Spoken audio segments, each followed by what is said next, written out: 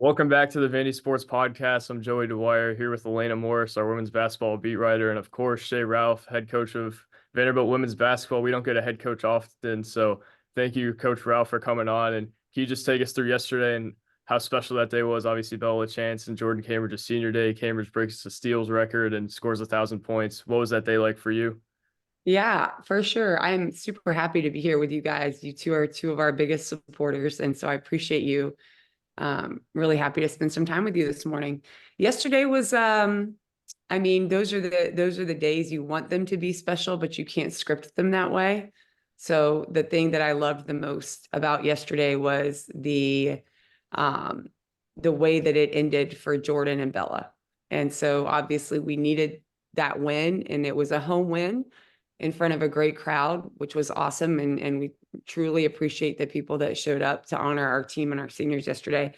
But the fact that Jordan was able to get her 1,000th point and the steals record, and Bella got that incredible layup at the end of the game, just kind of put a bow on it for us. And I said this yesterday in the press conference, but I really think that the universe, like, things happen the way they should. And those two kids, there hasn't been two players yet since I've been here that have poured more into our program, mentally, physically, emotionally, spiritually than those two kids. And so to see them have such a great day, have so much fun in front of their families and their teammates who love them so much. I mean, that was a truly special moment for me and for our program. I know you talked about the timing of it all, Jordan getting her 1,000 in front of her friends and family and getting the steals record too. And it seemed that when she hit that three-pointer to end the third quarter, you guys kind of coasted through the fourth, like riding on momentum. Do you think that that's going to play a big part into the SEC tournament, you guys just carrying that momentum and excitement from that game going forward? Certainly. And that's, as a coach, that's really what you want in March, is for your team to really start clicking and playing high level basketball with passion and intensity and fun, because this is when it matters most. I mean, in March, you lose, you go home. And so the whole season, you're kind of gearing up. You don't want it to happen too soon. You certainly don't want it to happen too late. But you want your team to have this feel to them like they're at their best right now. And I felt like towards the end of the game, that was the best I've seen my team play, with the most energy and passion, having the most fun that I have seen them all year. So I was really excited about that. And certainly, like you said, that's something we want to carry on into the SEC tournament and hopefully the NCAA tournament too. Of course, y'all have the first round bye, and I know you're talking about how important that is for you. But I think right now it probably could be a little difficult since you're awaiting your opponent. You don't know till the day before. How do you go about preparing for a game like that? I mean, that's one of the reasons that we prepare the way we do all year. So I don't focus a lot on opponents. We talk about principles, our defensive principles, and how we prepare offensively and defensively doesn't change a lot game to game. We talk about what we're going to see, and that's usually only the day before and the day of the game. I think if you're not careful when you get into the thick of it, especially in your conference season, if you prepare more than that, then you focus more on the other team than you do on yourself. And you're just constantly in this like preparation mode where you're not getting a lot better. You're talking more about another team than you are about your own team. And so luckily we just played Missouri. And so that, that's not, we just saw them last week. And so I'm looking a little bit more at Florida right now, just to kind of refresh my mind. But our preparation, as far as our team is concerned, won't change at all. So we'll go to practice tomorrow. We'll work on the things that we need to get better at, I think, offensively and defensively. And then on Wednesday, we'll do the same thing. And then Thursday we'll have a shoot around, and at shoot around, we'll watch film. We'll watch film Wednesday night once we figure out who our opponent is, but we will have already practiced when the game is played. So then Wednesday night, we'll watch film. Thursday, we'll walk through whatever we need to walk through at shoot around before we play Thursday night. And that's how it's pretty much been all year, which is why we do it that way.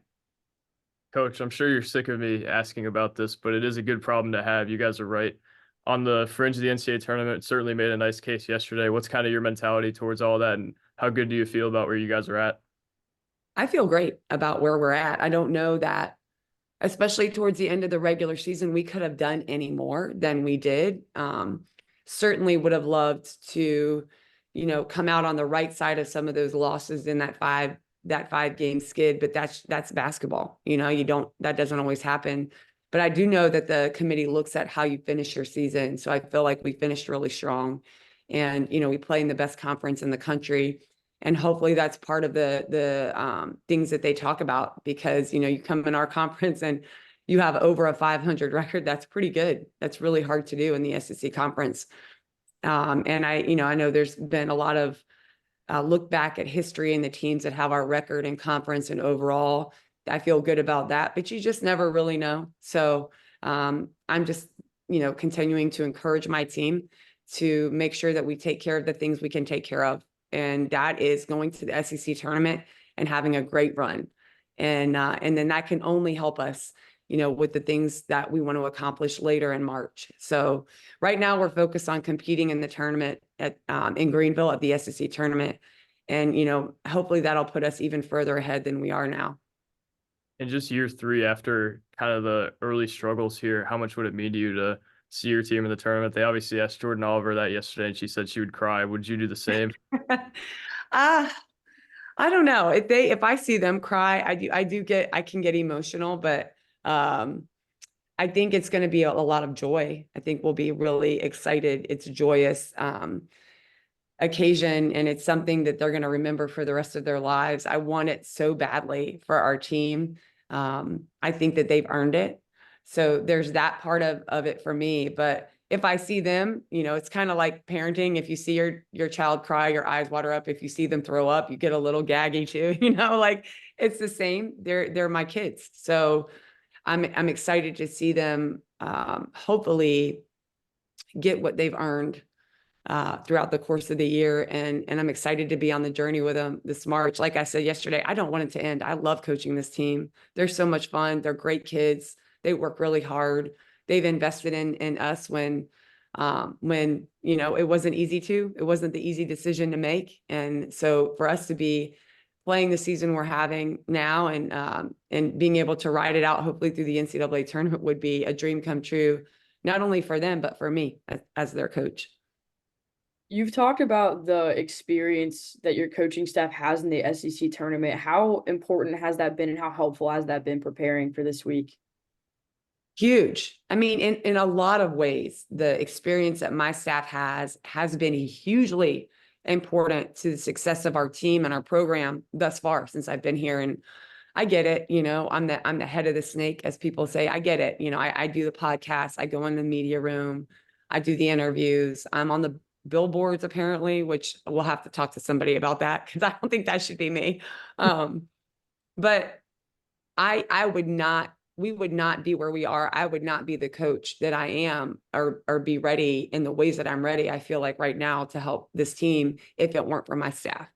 Our associate head coach is my husband, and I love him, but that's not why I hired him. He's like the best coach I've ever known in my life. One of the best player development coaches that I've ever seen or been around. He's works with Ayanna Moore one-on-one every day. So that speaks for itself right there.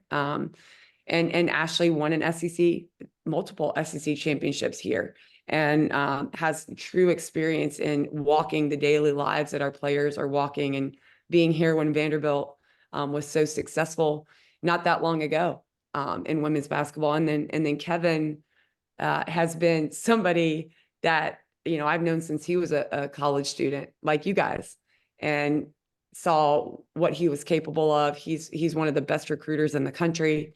He's tireless. He's a great relationship guy. He's also really good with X's and O's and player development, but they're experienced and they're self-starters.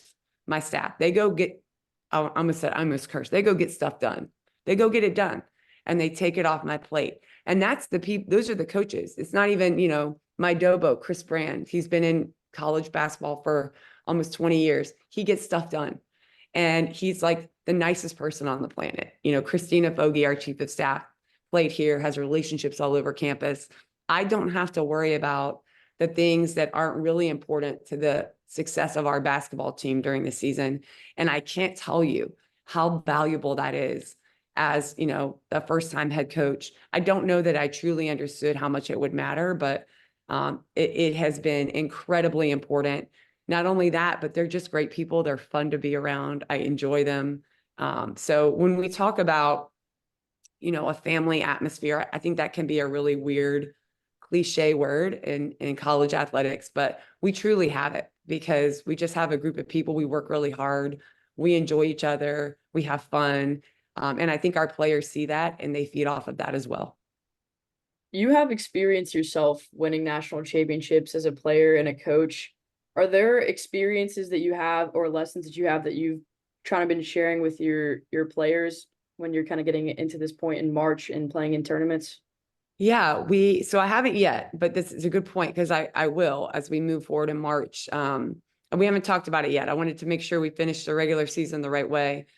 But the thing that I think I took away the most from winning a national championship as a player was like the moment was fleeting. You know, like you win it and you celebrate on the court and you go back to your locker room and then you celebrate and you get the trophies and then you go back to your hotel and you're like, okay, what are we doing tomorrow? You know, and it's like you go have your parade and everyone's like, hey, you're gonna win again next year. I mean, that's how quickly it goes. And that's why I'm so adamant. And I'm sure people are sick and tired of hearing me talk about process, but that's why it's so important to me that they enjoy the journey and the process, because that's where all of the meat is. You know, you get to the games that you really want to win and you get there and that's awesome. But the moment is so fleeting and it's almost hard sometimes to remember it. You do remember all the months leading up to it though, or years. And so I've like doubled down here at Vanderbilt on really encouraging my team, my staff, the people that follow our program, our fans, to just truly enjoy the moments that you know, that kind of exist for us on a daily basis, whether they're awesome like yesterday or not so awesome. They're part of the journey and that's part of the full experience. And in the end, that's what they're going to remember most. So I took that away and that was surprising to me as a player. Like, you know, literally the next morning, it's like, okay, when are postseason workouts and what's next? That was it. That was it. It was gone. So I really, really want them to know how much I want them to enjoy it. And we're going to do our part as a staff to make sure that we keep it light and fun. We work hard, but we also take each day as it comes and enjoy that part of the journey as well. For sure. At the beginning of your journey here, you were first-time head coach, obviously in a very successful program, but this is a tough job to have early in your coaching career. What did you learn early then, and how have you improved as a coach since then? Wow, that's a great question. Well, what I learned early. You've really boosted my ego by telling me that's a great question. If you Yeah, appreciate it. it is a good question. I don't know how much time we have. There was a lot that I needed to learn. I think I learned that there's a lot of different ways to be successful. Mhm. It doesn't have to look or feel like UConn. For example, I didn't need to come in here and be Gino Auriemma. Um, and like I said before, I thankfully have a staff and certainly my husband, who is a huge confidant for me. We're like yin and yang. We're very different. He's very calm and laid back. I'm like, you know, very passionate and fiery. But I remember him telling me, like, you didn't think we were going to come in here and like just win everything, did you? After I had a couple of poor reactions to our first couple of losses. And I was like, I did. He was like, well, you're crazy. Like, this is, you know, this is going to take some time and we're going to do this differently. And you just need to relax and enjoy it. And he's, you know, repeatedly reminded me of that. And that has helped me not only do the things that I'm telling you guys, I'm asking my players to do, like focus on the journey, focus on the good stuff, the bad stuff, enjoy all of it, but also learn how to meet my players where they are. So the players that we had at Vanderbilt and the players that we recruited up until this point aren't, you know, the players that I had at UConn or the players that we were recruiting there. or the players I had at Pitt and the players we were recruiting there. They were different. They are different. And it was truly valuable for me to really put that like mantra, hey, meet your players, meet your people where they are to work. Like actually doing that and putting that into play is different than just saying it. Enjoying the journey and the process. It's easy to say that. It's a lot harder some days to do that. So actually focusing on doing that work has made me so much better as a coach, because I have learned how to enjoy the process. I have learned that, you know, when you get your butt kicked, you wake up the next day and everything is okay. The world didn't end. And when your kids go through really difficult times, like the injuries we had last year, that those relationships really matter, and that you can help them not only become better basketball players because of it, but better people. And so I think the experience here at Vanderbilt, I'm honored that I'm here. I'm honored that I was chosen to be the coach, but it has made me a better person. It has made me a better coach, but it has made me a better person. And I'm grateful for that. I think the beauty in it is that I hope our players enjoy that too. I hope they feel that way. I hope that we're creating an experience that will help them feel the same way I do about Vanderbilt and about our program. But there probably isn't enough time today to tell you how it's made me better, more patient, more understanding, more joyous, in some ways more competitive. But I certainly have learned how to enjoy the holistic part of basketball, and not just the wins and the losses, the championships, the things that show up on paper. And I hope that has created a better experience for my players and staff as well. Absolutely. You mentioned the relationship building piece, and I think that's something that's really stood out about your program. How do you go about that, and how often do you meet with your players? What's kind of your general approach there? So we meet baseline level, we meet like quarterly. So about 4 times a year, I schedule a meeting with them. They come in and we talk through academics, athletics, you know, all the things that they're doing, the things that they need more of, the things they need less of. Just kind of like a check-in. Usually my coaching staff is in there as well. And that's something we schedule. Other than that, I don't schedule a lot. They know my door is open. I don't want them to have to come to someone on my staff and say, I would like to meet with Coach Ralph today to talk about life. You know, I want them to come in organically. And each player is different. So you'll see some of them up there every day. And then you'll see some that are up there every week or two, or every couple days. And they know, hopefully, that they can come in and we can talk about whatever it is that they want to talk about that day. So it can be their families, their schoolwork, our family. It can be anything. It can be music. They know too that for the most part, they're not going to come in and like melt on my couch while I destroy them about the things they did wrong the game before, or the things I want them to do more of. I don't take that time to talk basketball unless they want to. I take that time to get to know my players and to connect with them, and meet them again where they are and build that relationship. Because if I don't have a real relationship with them as a human being to another human being, then I can't coach them the way they deserve. And so each of them is different.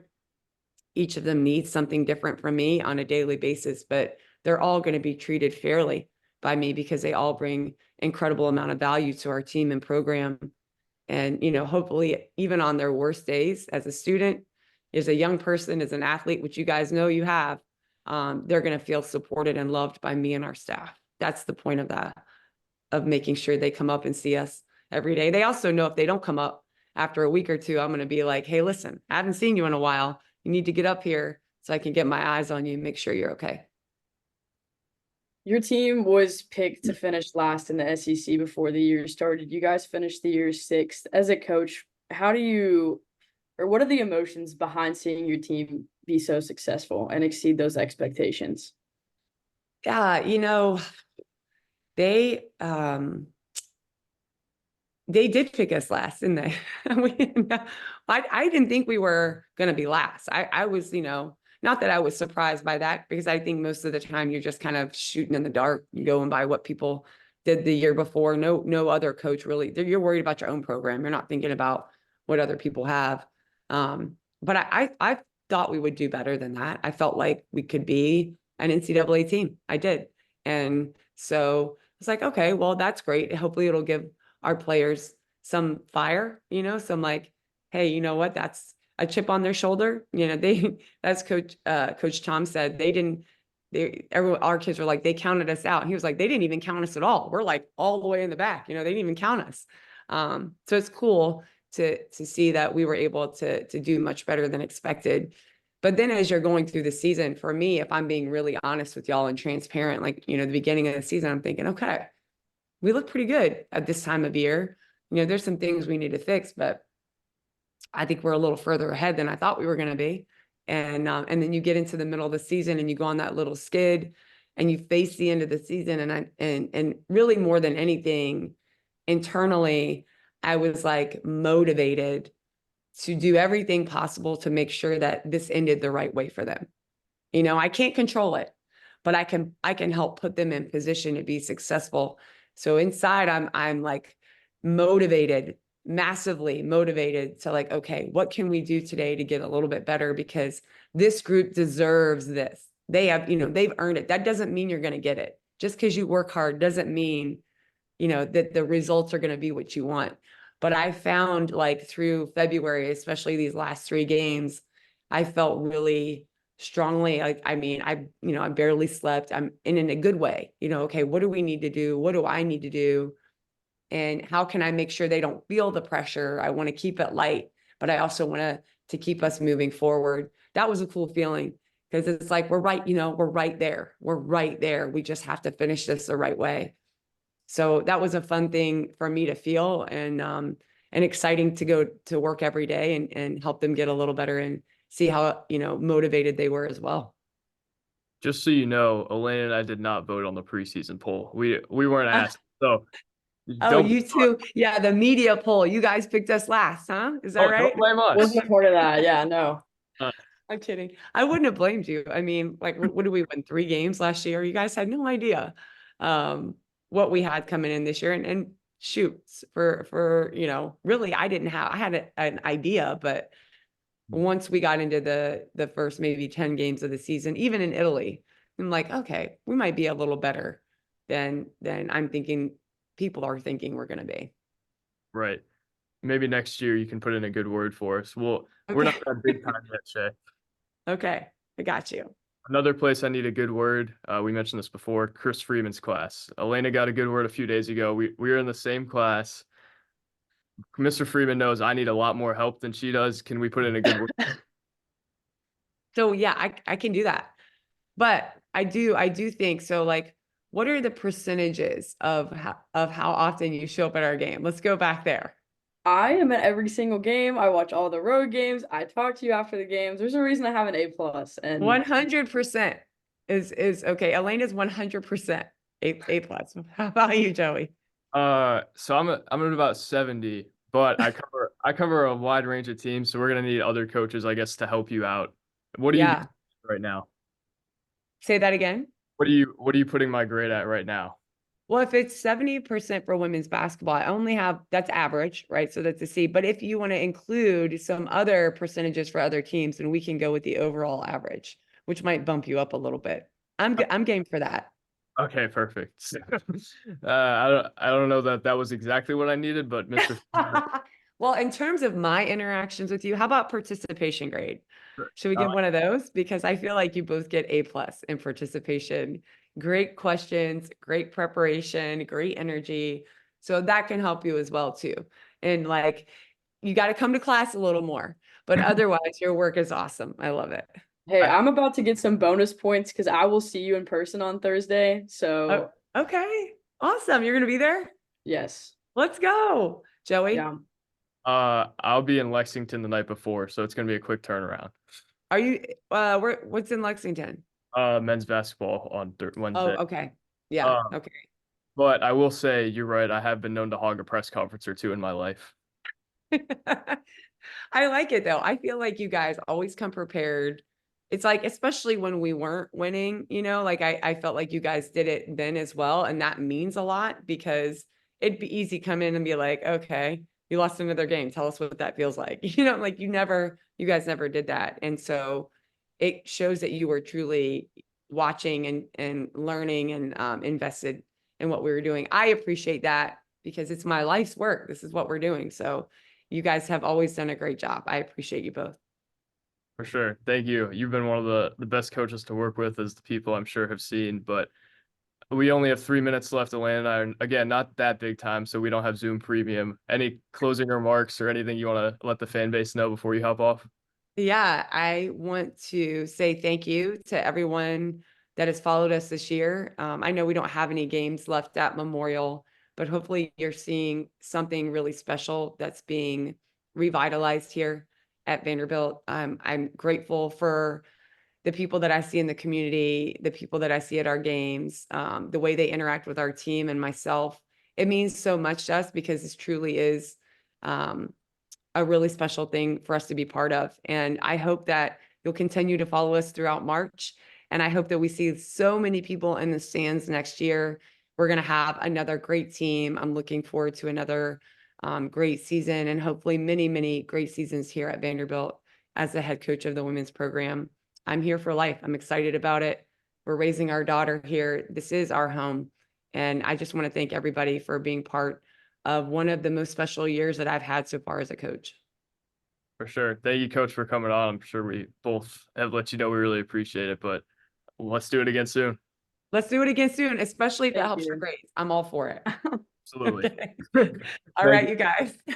Thank you.